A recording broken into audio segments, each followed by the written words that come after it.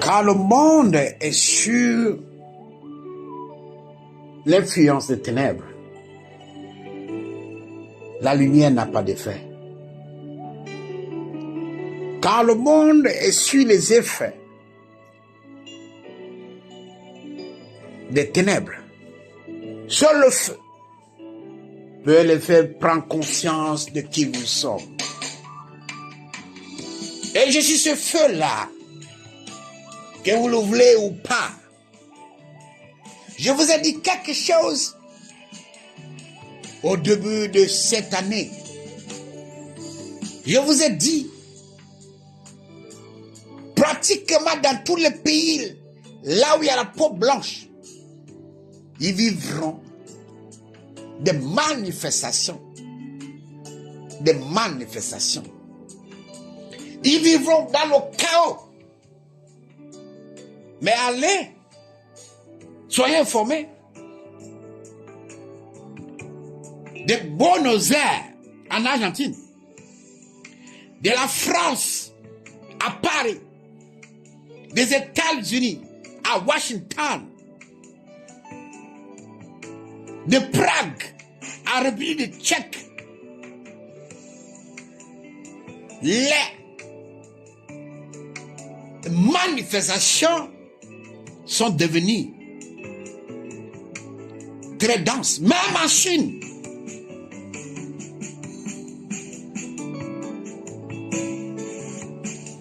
Vous voyez,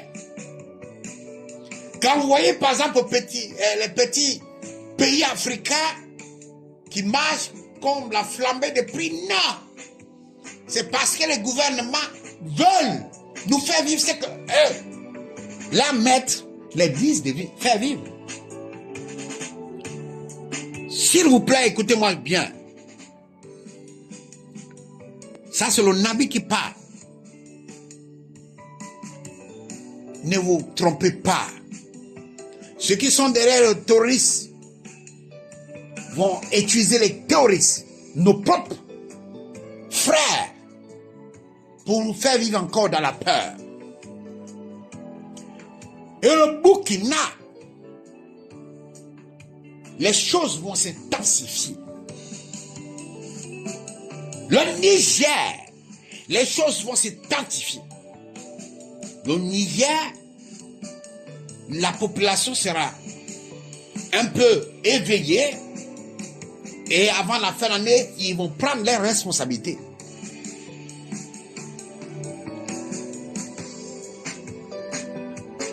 C'est un pays qui n'avait jamais vu le terrorisme. Vont commencer à vivre le terrorisme.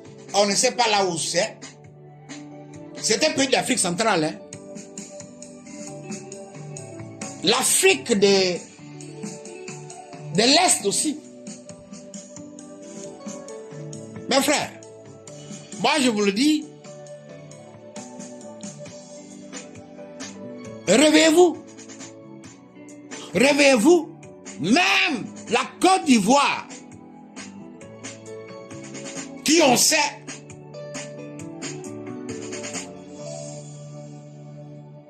a des pactes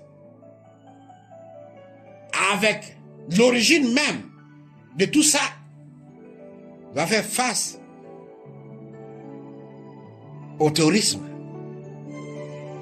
Ils veulent créer le chaos en Afrique. Ils veulent que nous vivons ce qu'ils vivent.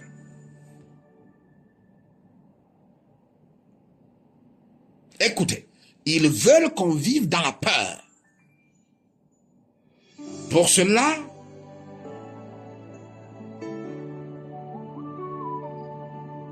ils vont faire tout. Utiliser nos présidents pour impacter. Parce que nos présidents pensent qu'ils ne peuvent pas diriger sans eux. Si la France, si les États-Unis disent que non, ils ne seront rien. Certains de nos présidents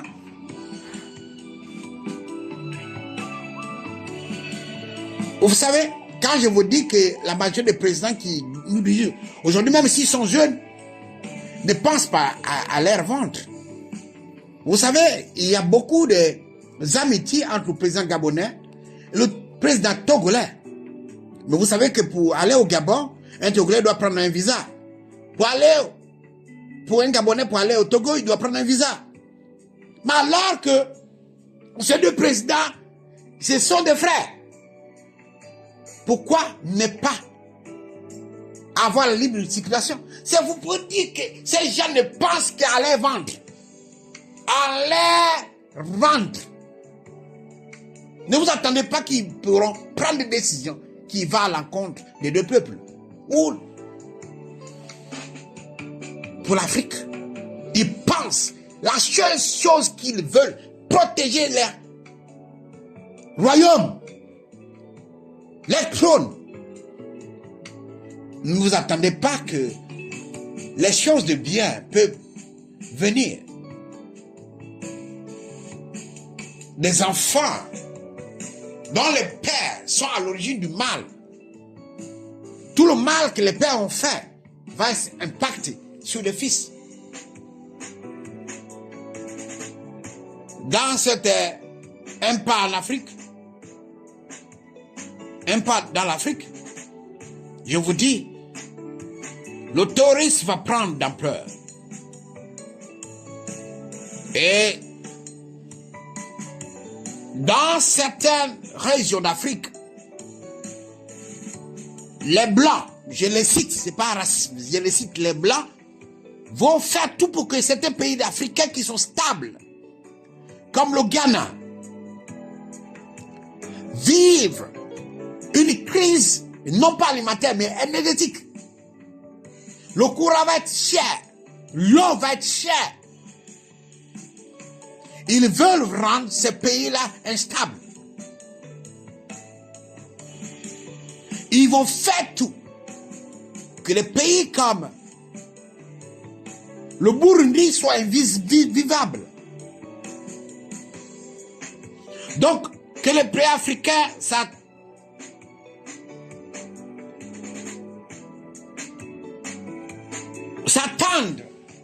dans les prochaines semaines de vivre la chiateté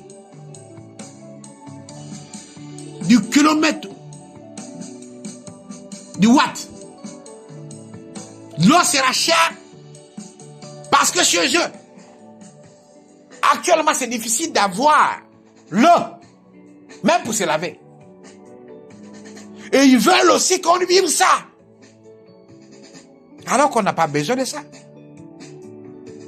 Ils vont faire. Utiliser nos gouvernants, je vous le dis. Dans les prochaines semaines, ça va être difficile.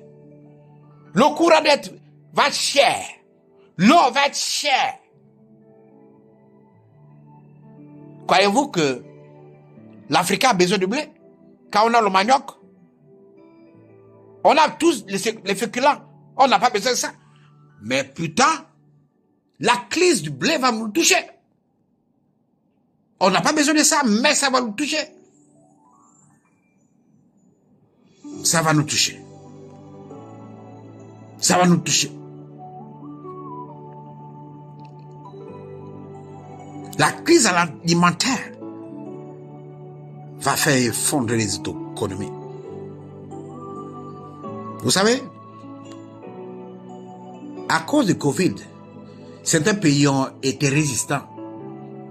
Alors ils ont dit, il faut introduire encore d'autres maladies.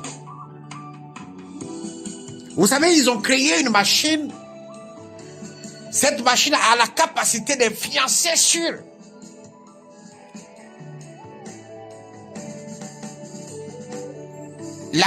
la stomosphère. Peut changer le weather, peut changer, créer la pluie, les intempéries.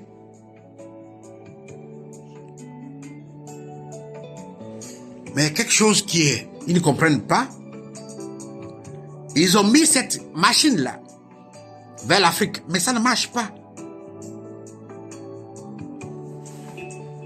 Ça ne marche pas, ils ne comprennent pas. Les dieux africains sont debout. Mais il faut que vous excitez les aïeux. Vraiment, le Burkina doit répartir la tradition. C'est avant que le Burkina, c'était les hommes intègres. Maintenant, c'est les hommes intégrés. Ils ont été intégrés dans le système pour être esclaves. Vous ne croyez pas, mais c'est important. Les Burkinabés doivent se finir et faire des grands sacrifices. Ceux qui font le tourisme, là, c'est des Africains.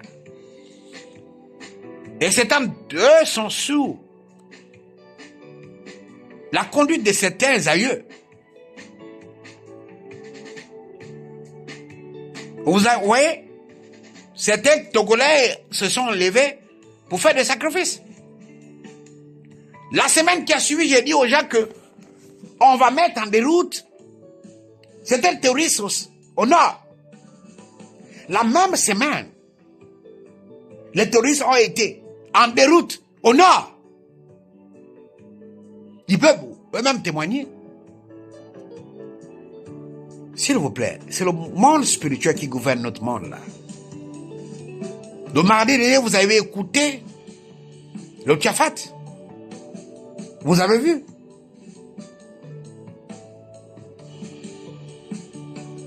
Comment le monde, hein? Où va le monde? Écoutez-moi ce que je vous dis. Répartez la tradition.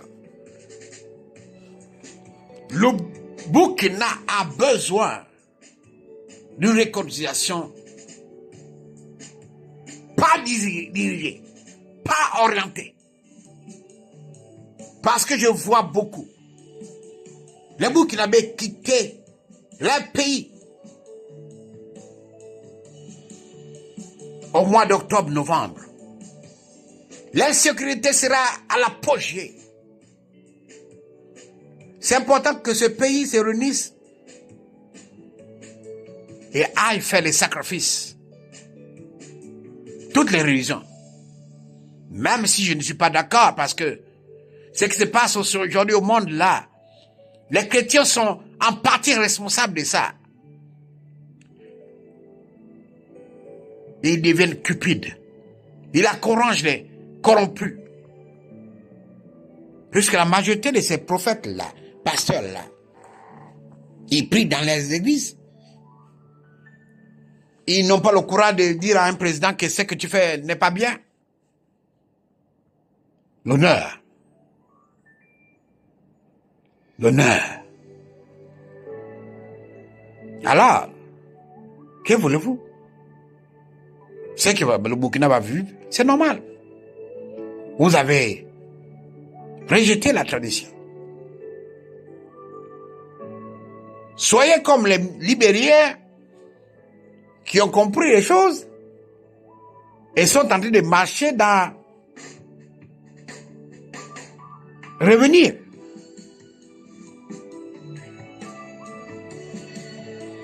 Je ne peux pas parler de ça ici. Mais certains présidents, même s'ils sont francs-maçons, ils ont compris. Ils vous gouvernent par les sacrifices humains qu'ils font. Et vous, vous êtes là. Dieu va faire. Dieu va intervenir. Ouais, il va intervenir quand tu vas mourir.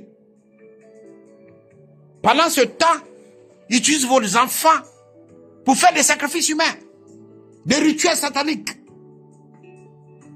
ou bien les rituels maléfiques, pour vous posséder, vous gouverner. Et vous, vous êtes là. Il est temps. On ne vous demande pas de faire des sacrifices, mais nos aïeux sont fâchés. Prenez les taureaux par les cornes. Faites des prières de nos ancêtres. Faites des sacrifices. Et vous verrez, la paix va revenir.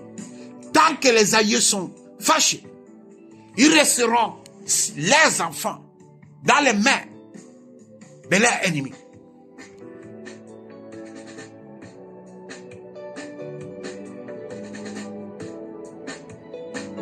Écoutez-moi.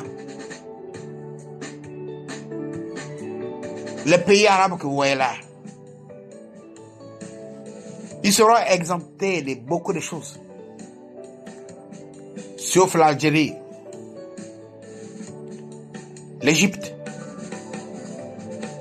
L'Égypte va vivre beaucoup de choses d'ici là. Il n'y aura plus un jour sans mort en Égypte.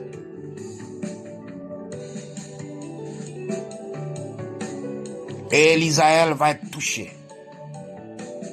en cœur, en plein cœur. Un site saint va être bon à bombarder.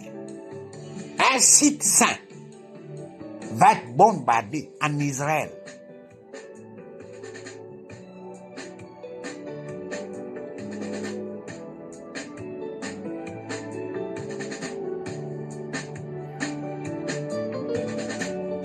J'ai vu le drapeau du Rwanda en berne, mais je me pose la question pourquoi ce drapeau doit être en Maine.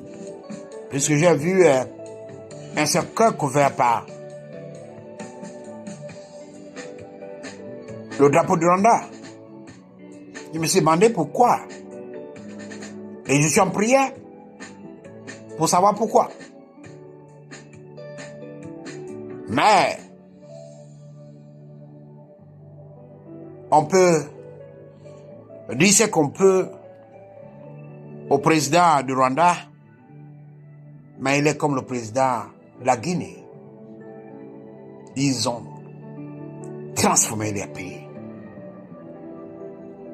Et si chaque État devait chasser les pseudo-pasteurs, comme le Rwanda l'a fait, je vous en prie, l'Afrique va commencer à se développer. Vous savez qu'en Guinée équatoriale, on ne pouvait pas venir ouvrir une église comme ça. Et on prie. Parce que le temps du Babab est arrivé. Pour que les choses se passent dans la convivialité et la paix. Un pas dans l'Afrique, il te dit ce que l'Afrique va devenir.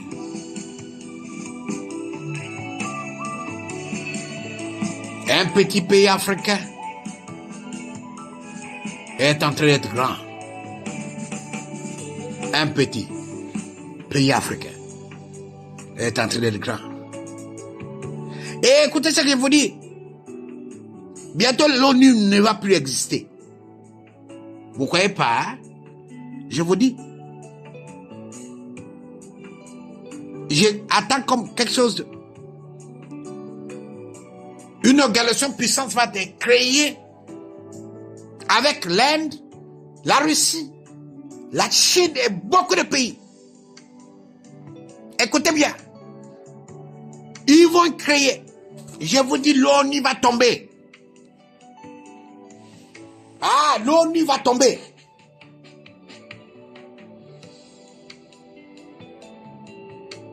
Il y a plusieurs petits pays qui vont s'annuler aux grands pays que je viens de vous citer.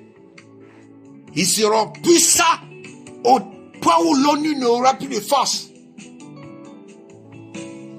L'ONU va devenir une coquille vide. Écoutez-moi ça. L'ONU va devenir une coquille vide. Et ce que je vous dis là, c'est dans l'échelle de 1, 2, 3, 4, 5. 5 years. UN will be empty egg. Empty. I say empty.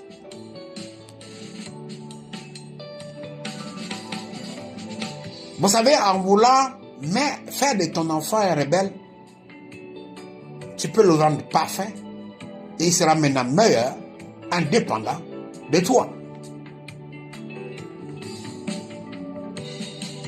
Et beaucoup de pays vont adhérer. Parce que l'Afrique va être considéré dans cette organisation. Eux-mêmes, les francs-maçons, ils sont battus. Et même ils se rebellent. Brick. Brick. C'est quoi le brick? Qui je suis? Est-ce que je parle de la part de la lumière ou bien des ténèbres? Voyons voir. Car le futur ne ment jamais.